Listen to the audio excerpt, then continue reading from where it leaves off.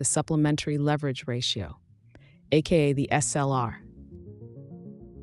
The SLR, in plain English, a bank based in the US with $250 billion or more in assets or above $10 billion in foreign exposures, must hold a minimum amount of capital against the size, i.e. leverage, of its balance sheet, no matter the perceived risk it's taking. Unlike other regulatory ratios, the SLR is non-risk weighted, which means the value of the exposures are not adjusted for the risk they pose to the bank.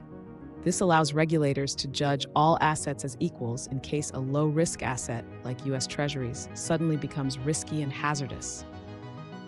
The SLR thus monitors and limits the size of a bank's balance sheet, complementing risk-based capital ratios, such as the Tier 1 capital ratio, that may fail to monitor and limit the risk profile of certain dubious or safe assets on a bank's balance sheet. A qualifying bank's total capital held against, i.e. divided by, its total leverage, the value of its exposures on and off its balance sheet, must exceed the 3% SLR minimum. Banks compute their SLR by first adding up their total Tier 1 capital, the highest quality capital that can immediately be used to absorb losses.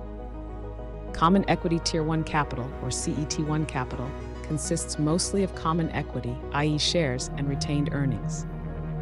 Meanwhile, additional Tier 1 includes other Tier 1 instruments that aren't common equity, such as preferred shares. Banks take this total and measure it against their total leverage, known as TLE. To be SLR compliant, this ratio must exceed 3%. However, the largest financial players, known as GSIBs, must hold an additional buffer, called the Enhanced SLR, or ESLR for short.